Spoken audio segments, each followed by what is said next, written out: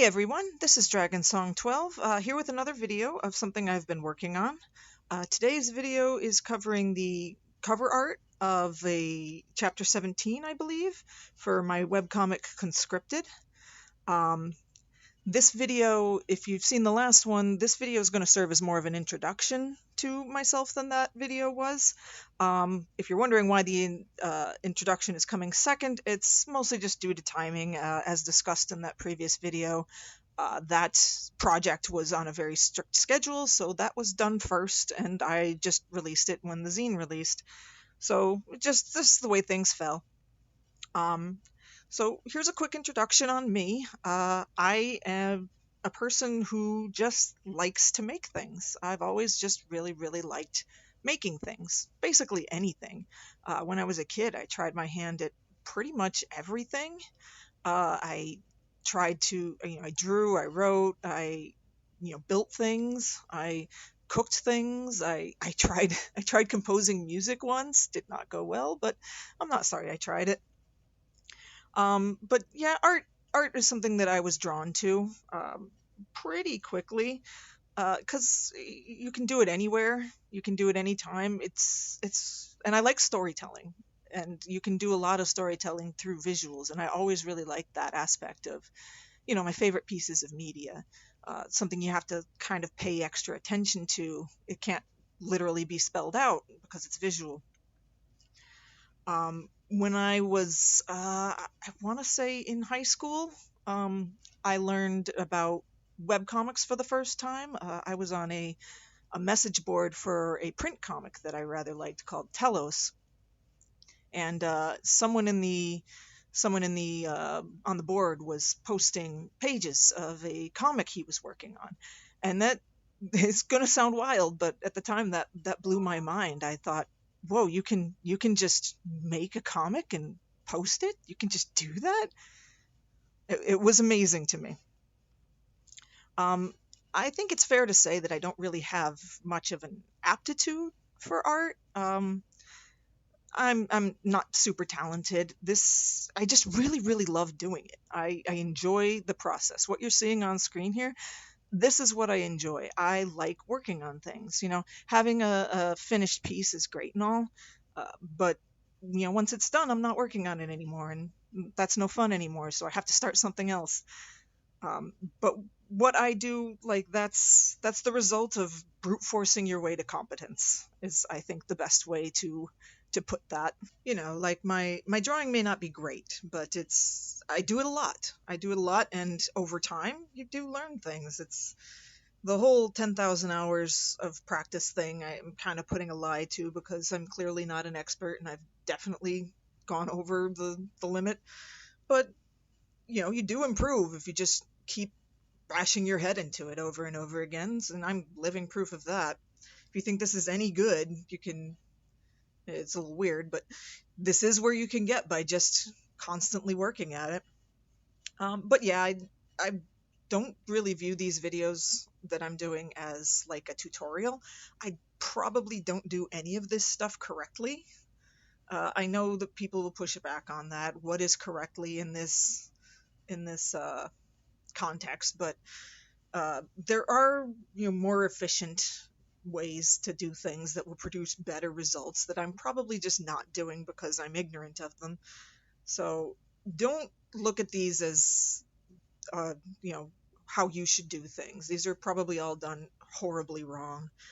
I just like seeing the process. I like seeing something go from nothing to something. It's really magical to me to take a blank sheet of paper and tell a story. It's really cool to watch it all come together. I love watching videos of art coming together, even if it's mine. And it's neat too to see how different things can work. Like, if you looked at the last video, that was all pen and ink, whereas this one is a digital painting. When I'm working in pen and ink, I start front to back. I start with the characters and move back towards the background, because you need to know where the edges are when you're working with inks. But when I'm doing a painting, I start from the background and come forward back to front because you really need to establish what the characters are on and have it make sure it goes behind everything you need it to go behind. So you need it to be established. And it's interesting, you know. It's fun to see the very different ways that different types of pieces come together. Um, Conscripted in particular always has painted covers. It's the only one I do that for. This came about because the very one of the earliest pieces of concept art I did for Conscripted was a digital painting, and I really liked how it looked. I still really like how it looks, which is amazing for me. So I made it the cover art of the first chapter, and was sort of stuck in that stylization ever since.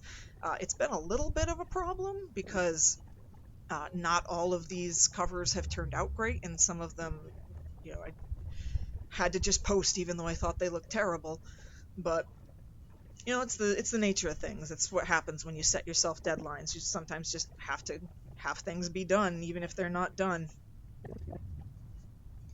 So yeah, as I've mentioned, working on comics, I was introduced to webcomics, and I started making my own. Since this is an introduction video, I probably should go through what they are. Everything I work on is fantasy. I like fantasy. I like the openness of it, that you can basically do whatever you want. You can have tons of magic. You can have no magic. You can have silly creatures. You can have it be dead serious. You can tell a horror story. You can tell a comedy. You can do anything. I love it. My very first webcomic was one called Firefly Cross. I'm probably not going to talk too much about that comic. It is long since finished. It hasn't aged particularly well. It's not very good. I reread it recently out of curiosity, and it's not great. I'm not ashamed of it. It's a learning process, but it doesn't mean I'm going to recommend it to people. Um, After that, I started one called Twisted Mirrors, which is my entirely black and white comic. That's a whole thing on its own. I'm probably gonna do a whole video talking just about Twisted Mirrors because there's a lot of baggage with that one. Unfortunately, my third comic technically was the sequel to Twisted Mirrors, but I sort of count them in tandem. My next comic was what you're seeing on the screen here, Conscripted. Probably the easiest one to recommend. It's the most generally appealing story I've written, and I like working on it a lot. It's different, but it's really recognizable at the same time. It's fun. Um, and then my most recent one is called Devil's Blood, which is a very, very edgy title, I know. It makes sense in context. It's not an edgy story, but you know, I probably should have named it something else, but it's a very good, iconic, eye-catching name. So, and it's like I said, it makes sense in context. But yeah, don't go in expecting dark, demonic, grim, dark nonsense. Not that there's anything wrong with grim, dark nonsense. I like it from time to time, but that's just not what I write. I like to write character stories. Basically, I like to explore characterization, make pretty complex characters, and then dump them in a bad situation and see how they react. That's my bread and butter. That's what all of my comics are about when you boil it down to it. And ultimately, I don't know how well I succeed at actually creating complex characters, but that's the goal. That's what I focus on. Um, so at least it's paid attention to to some extent. Um, and each of the comics is actually done a little bit differently, so it kind of keeps things varied. Firefly Cross had a pretty complex shading style, which I don't use a lot anymore because it's so complex and takes so long, but I think looks the best out of all of the styles that I use. Um, Twisted Mirrors, as mentioned, is entirely hand drawn. It's not just that it's black and white, but it's literally drawn by hand with pens. So, it sort of teaches you to pay attention to what you're doing the first time, because while I will edit things if they look too bad, you don't want to spend too much time in Photoshop with that one. You want to just be able to scan the page and have it be done. um, Conscripted is I tried to do I tried to learn cell shading for that one, and I sort of use it. It's a little more nuanced than cell shading, but that's basically how it's done. And I use a very similar, even more simplistic version for Devil's Blood because it is the last one I work on. So I have a lot less time to get those pages finished. So it is the quickest. Although, ironically, I think I have the most fun drawing Devil's Blood. So it is a little funny that it gets the least attention art wise in some ways, but also the most attention. And that's a basic rundown of me and what I do. Um, these videos, I'm going to be doing more of these videos.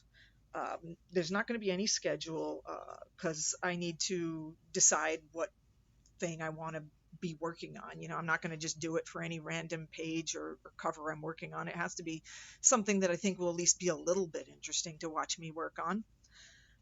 So you know, it'll just depend.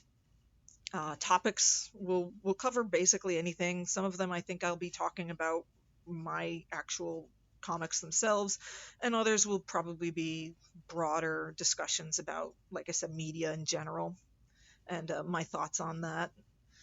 Um, but yeah, there will be more of these. I don't know when. Whenever I feel like it, basically. I don't really expect there to be much of an audience for these. To be honest, I'm making these videos for myself.